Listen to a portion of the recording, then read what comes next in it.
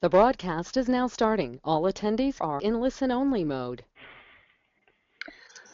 Good morning. It's Anthony Anarino from thesalesblog.com, and I'm here with Brian Glebkowski from sixQ Software, who's a partner in a project that I'm working on. And I'll do just a minute of setup and tell you sort of how we got here. And then I'll share with you some insights from a survey that sixQ Software ran for me, and many of you were participants in that survey. So I wrote a book called 17 Elements. And basically what that book is it's the periodic table of elements converted into the attributes and behaviors and skills that you need to succeed in sales. So I've got the cover design of the book, and I'm going to show you the content of the book, at least the chapter headings. But unfortunately, this book is not going to be released in January anymore because Portfolio Penguin picked the book up and signed me to a 2-book contract. So this book will be going away, and instead of being published in January, it's going to be published in fall of 2016. The content will remain the same, though, and so the relevance of this for you, I think, is what do you need to be, who do you need to be to succeed in sales? And what I asked Brian and his team at Six Software to do is to run this through their surveying methodology so we could say strategically what's important and tactically what's important. And the results came back and they're really, really interesting. So I'm going to introduce you to Brian, and then we're going to dive into the attributes, and I'm going to walk you through what the results of the survey show. And I'll ask Brian to explain the science and the statistical analysis and how we came up with these numbers. Brian, how are you this morning? Doing well, thanks, Anthony. Thanks for the introduction. Just like to add to that, briefly about sixQ. We believe every assessment should ask and answer 6 questions: what, why, how, when, where, who, and our focus is turning intellectual property into assessments. So we're happy to work with you today regarding the 17 elements assessment. Well, thank you. I'm going to dive right into this, and then I'm going to ask you to handle some technical questions. But let me just show the people on this webinar what the 17 elements are. And I'm going to do just a really quick zip through this. This was done by my designer, and he's got a way more complicated view of this than I do. So I'm going to show you what the elements are. So essentially, there are some lower level but still important ideas like skills and attributes. So some of the attributes are discipline, optimism, caring, competitiveness, initiative, and then you've got things like persistence and communication and resourcefulness.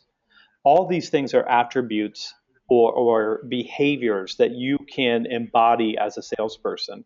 And then there's skills, and the skills are things like closing, prospecting, storytelling, diagnosing, negotiating, and then what I would call level 4 skills. These are the skills that are most important in B2B sales now, and that's business acumen or situational knowledge, change management, and leadership. So the reason the book is called 17 Elements is because there's 17 elements. There's 9 attributes like discipline, optimism, caring, and there's 8 skills like closing, prospecting, storytelling, and business acumen. And basically what this is this is a view of who do you need to be a great salesperson today. What we asked you to do in the survey, I know many of you that are here took the survey, is we said go through and tell us how important you think each of these attributes are. And then we said, tell us now about a deal that you won and what were the factors that allowed you to win that deal. And then tell us about a deal you lost and what you think was important in that deal. And then give us some ideas of what happened. So the survey that you're looking at is, Brian, correct me if I'm wrong, I think we looked at about 530 people in that neighborhood. That's correct. And they responded completely. We had a number of people that didn't take the whole survey, so those people were dropped. But basically, you're looking at a sample size of about 500, and I'll have Brian talk to the statistical validity of that. But I'm showing you the sixQ dashboard, and what you're looking at is I went into the dashboard and said, let me see just the sales skills, and let me see how that lends itself to differentiation. Because if you have all these sales skills, you're going to look like a different salesperson. You're going to get different outcomes. And what this is you're looking at the perceived impact. So this is what salespeople who took this survey said, these are the most important things to winning an opportunity for me. And when we get here, I'm going to pause for just a second, and I'm going to ask Brian to share with us the green line, the red line, and the yellow line. What do those mean when we look at the perceived impact? What are we showing in this slide? Great, Anthony. If you wouldn't mind, just go back to the last slide. I just want to Sure. unpack the colors related to the variables. So we have simple, intuitive stoplight scoring. Red is low score, yellow medium score, green high score. So the blue boxes are around the variables. So you see most of the variables are yellow, so in the medium range, and two of the variables, change management and closing, are in red. So that's how you would interpret these variables. So you can go on now, Anthony, to the next slide. Sure. So as Anthony indicated, we can look at impact. So the paths between the variables are impact, and there's different ways you can look at this. As Anthony indicated, for this view here, we're looking at perceived impact.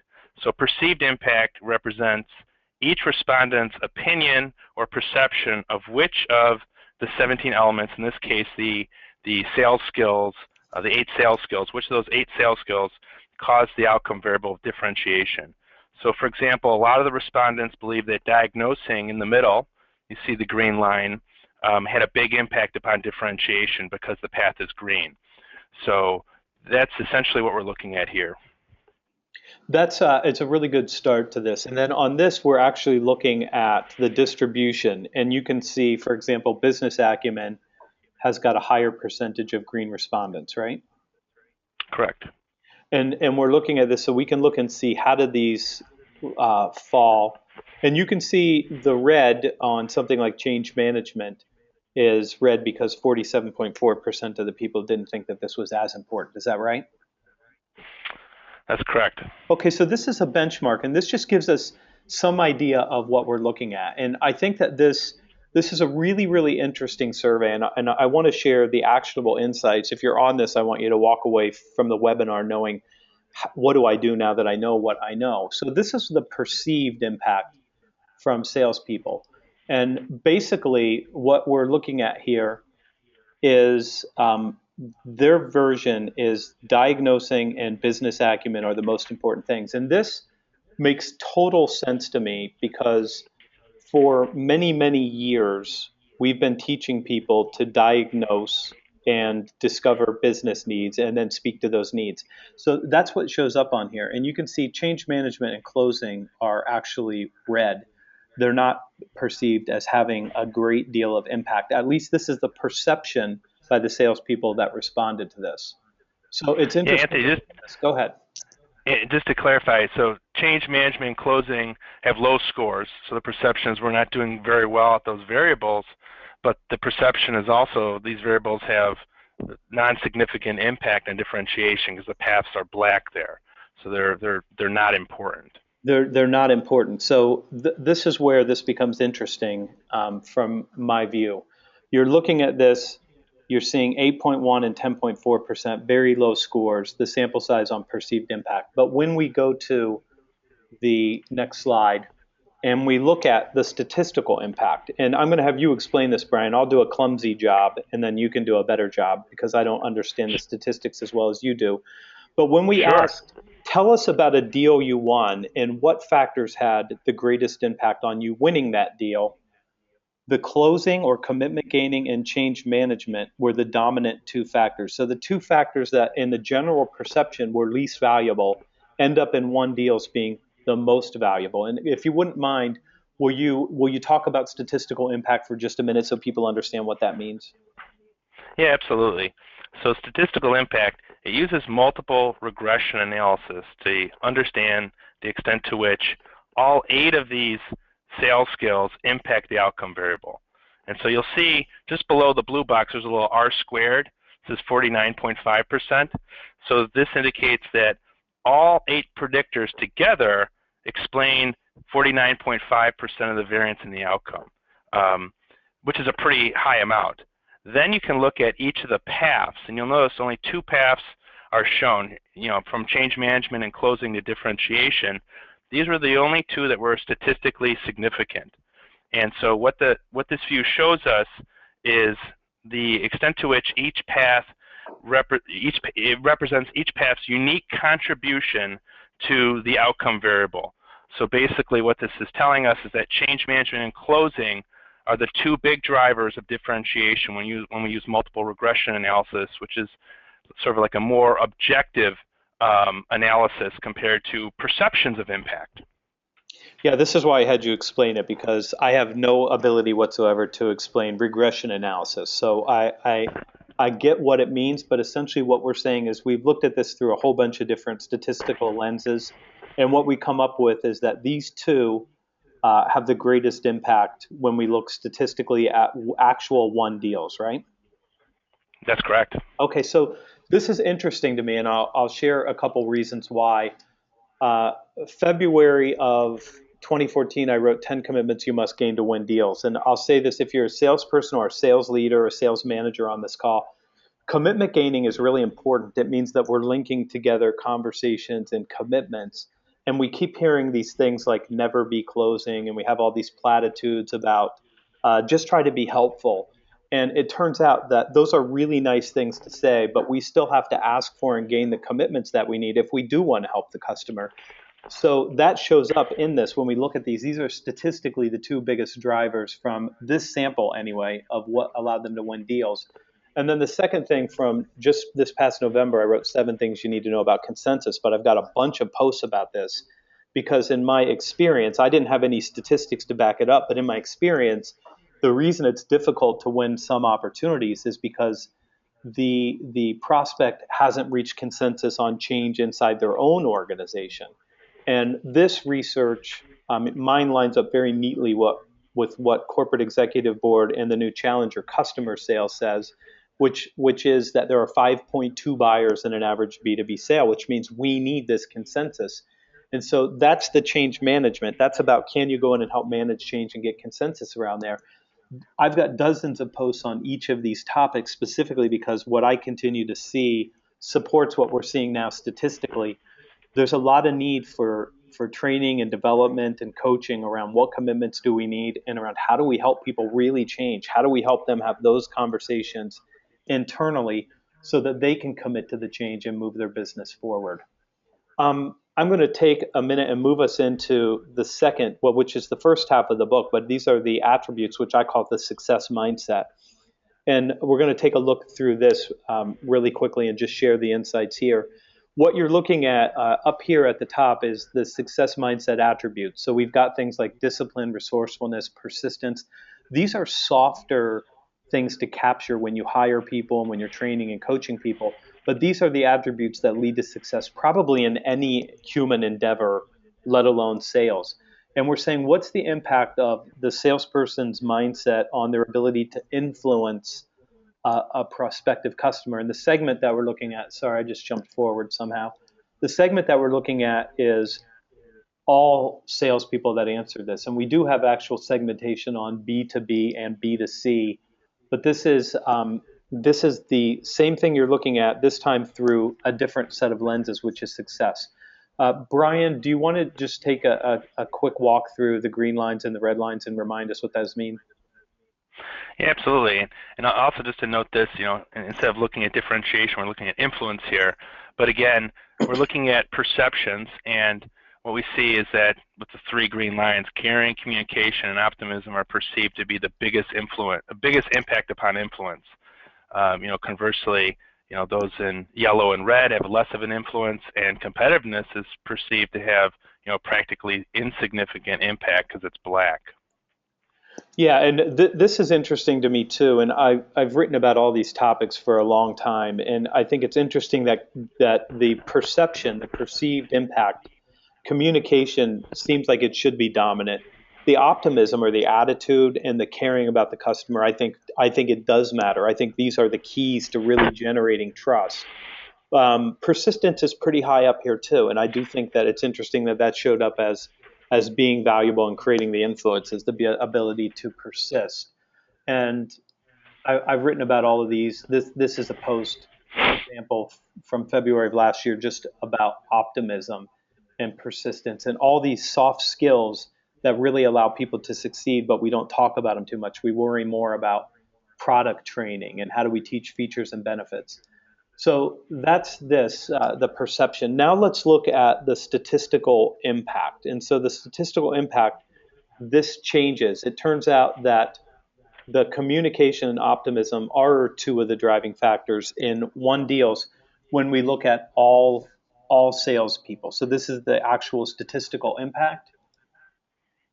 And here's what this looks like. Brian, talk to us if you don't mind. It's really interesting to me that self-discipline and persistence have a black line and a negative number. Will you just quickly speak to those and what does that mean? Yeah, I mean, first of all, the black lines, they mean that it's statistically non-significant. So really, we can't be sure that the actual results are different from zero. So even though they are negative, we can't really interpret that. All we can say for sure is that everything with a black line is statistically non-significant. Okay, that makes sense to me. So here's what's interesting when you look at this. The self-discipline and persistence were statistically insignificant, and we were looking at communication and caring and optimism as the big drivers. And it turns out that they do have the greatest statistical impact. We've got one more slide, and for this slide, I just made one selection different. I said, show me only B2B salespeople. Anybody who just said, yes, it's B2B. So the sample size dropped to 217, and the statistical impact changed somewhat dramatically.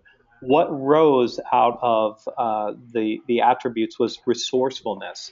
And resourcefulness on my chart has a different color because I call it the linchpin attribute. It's the one attribute that allows you to do all the things that you need to do. You can't be persistent if you don't have the next idea to persist. And if you're in B2B sales, most of the time, the customer has a complicated problem to solve. And if it were really easy to solve, your competitor would have solved it or they would have solved it on their own. So this is one of the attributes that allows us to come in and start figuring out how to make a difference. So it turns out that communication and resourcefulness in B2B tend to dominate the statistical significance. Did I say that in a close enough way to make it right, Brian? I'm going to copy that. It was perfect. Okay, that's what we're looking at is what's statistically significant. And resourcefulness is a hard attribute to train, but it's about generating ideas and coming up with the next thing and having some sort of a problem solving bent to the way that you approach your clients. And I think that this is one of the attributes that we don't spend enough time thinking about, talking about, teaching and training. And there's a chapter in the book with a whole bunch of ideas in the end of the chapter, which I'm sorry you can't have it in January, but you'll have it next year, on what you can do to instill that resourcefulness. A sample post, I wrote this way back in June 11th, 2012. It's just one of my absolute favorite pictures I've ever found on the internet. It's called How to Exercise Your Greatest Human Attribute. And you're looking at a boot on a wheel. And what that boot is supposed to do is prevent the person from being able to move their car. And you can see the back of the boot covers up most of the wheel because you're not supposed to be able to take the wheel off of the car to take the car away with your spare tire. But somebody was so resourceful and such a good problem solver, instead of taking the wheel off of the car, they figured out how to take the car off of the wheel and literally drove away with their car or had their car towed away somehow.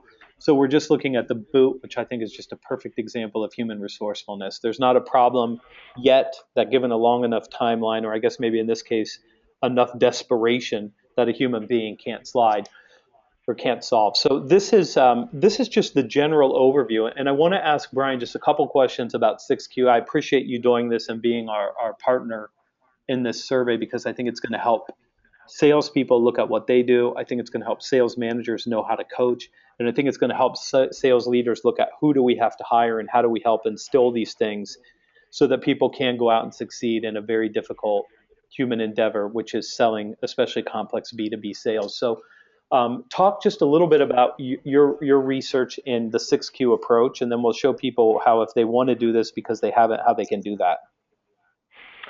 Absolutely. Just briefly on the research and then some practical implications. So we conducted research that we published in an academic journal that led to the sixQ framework, the idea that you have to ask and answer these 6 questions. So that's the research. The implications, number one, we believe every assessment should ask and answer 6 questions, and that was consistent with the assessment we did with you, Anthony. What I want to focus on number 2, and we'll also have an opportunity to sort of recap some of our findings we've already reviewed. On number 2 is this idea that every conversation should ask and answer 6 questions. So to encourage you to think about this as you're looking at your next deal or next opportunity. If you go to the next slide, Anthony. There you go. So, for your next sales call, you should ask and answer 6 questions. So you could fill that in. Instead of sales call, it could be next deal, next opportunity, whatever is important to you. So I want to walk through Anthony's results and also talk about what it would be like to have sort of a 6Q conversation and to think about these questions that are very important. Next slide. There you go. So the first question is what? And you can look at the outcomes. So in Anthony's intellectual property, the outcomes are influence or differentiation. So you may be thinking about different outcomes depending on what you filled in as the underlined topic at the top here. So you need to think about what outcomes are important. Second, you need to think about what strategies are available to you. So here, we have, Anthony's 17 elements. There's going to be other strategies you have at your disposal. You need to think about that. Next. Then the really important question that in the academic literature is most important, I think is also most important in practice, is why. So you want to understand, why does influence occur? So this is more specific. So we can say because of communication, because of optimism, accountability, or resourcefulness. These are the things that ultimately lead to the strategies you really want to focus on. Next. So once we identify the important strategies such as communication and optimism, the next question is how. You want to know how to improve communication, how to improve optimism, and this means thinking through different initiatives and actions. Anthony, I'm actually curious from your perspective, for example, how would someone go about improving communication and optimism? Any suggestions there? Yeah, there's tons of suggestions in the book, and what's interesting about this that we didn't show in this, just for the nature of keeping this tight for people so they could get this and then go start applying it, is we did ask people what were the things that you did that drove these and won deals, so that we could hear, and that's part of what you do at 6Q is you get the tactical part of this too. So it's not just the strategy, but it's the tactical. So for communication, there's a lot of things you can do, and I'll just share one thing out of the book is I'm really, really big on teaching listening and pausing for an 8 count, which is a long time, a lot longer than salespeople are used to. But if you really want to have great communication, it begins with being a great listener. And by pausing and waiting for a count of 8, I promise you the next thing that comes out of your prospective customer's mouth is going to be far deeper and far more revealing about their true issues, their true needs and wants, and the things that they're really dealing with. If you pause and give them that room, the level of communication, because you are truly listening, is improved dramatically. And optimism, I can't make a better pitch for 2 things right now. If you don't have a gratitude journal, you should write down what you're grateful for every day and just remember how good you really have it compared to most of the world right now. And if you could get off of your Facebook feed during an election cycle, that would be good too. But I call that a negativity fast, and to just start pulling some of the negativity out of your life, because most of what gets reported, I mean, we don't report on how many babies were born, how many people were married yesterday. We only report bad news. So it can feel like everything is negative around you when it isn't. But you need to have those mindsets and these skills when you go into customer conversations. Next slide. Yeah, next slide. Here we go. Thanks, Anthony. And so next, you have the context, and you see the segment picker in blue there, and there's different segments. When and where represent the context. So a sales strategy or implementation, a tactic may be different depending on the context. For example, as Anthony has already covered, the results of the assessment were different when we looked at B2B or B2C selling. So this is, where it really gets down to the subtleties, and, really understanding your context is important. Next. And the final question is sort of a meta question. Who needs to understand the sales strategy and implementation? So if you're selling as a team, do we need to understand all the pieces, all the questions? Who needs to understand which question, and who can implement against this? So those are the 6 questions, and in sum, hopefully this is a conceptual takeaway for you, an exercise you can go through. Asking and answering all the questions allows you to connect to the answers you need to be successful. Thank you for that. I appreciate you running the survey and doing this for me and for the book and for the people who get a chance to look at this. They will get a book from me eventually, but for now, I wanted to at least give people a view of what's inside the book and then how we start thinking about these. I will point you back to my site. You can go to thesalesblog.com and you can search for any of these attributes and find posts on my site about this. If you are here, you probably get my Sunday newsletter, but if you don't, I'd ask you to sign up. And my email address is on this particular slide. It's anarino@gmail.com. I'm always willing to have you email me and respond. If I can help you in any way, let me know. And then, Brian, I'll share with you how people can get a hold of you and what they might do if they want to take a look at this. Great. First of all, my contact information's on the sixQ software website. You can easily get that. So what I want to talk about here is if you enjoyed this presentation, you've enjoyed the interactivity with Anthony, I'd encourage you to extend this and take the 17 Elements assessment with your team and continue the conversation with Anthony. Interactive software allows you to think through all these questions, do what-if analyses, and I encourage you to take a look at the link if you're interested. Thank you for that, Brian. We did it in under 30 minutes, which was our goal. So I appreciate you being here, and we will host this webinar on your site in the coming weeks. So we'll send out a follow-up newsletter for the attendees. So if you want to go back and view this again with your team or you want to look at this again, we'll have it for you there. Thank you so much for being here, and look forward to seeing you all on my Sunday newsletter. If we can help you, do reach out. Thank you. Goodbye.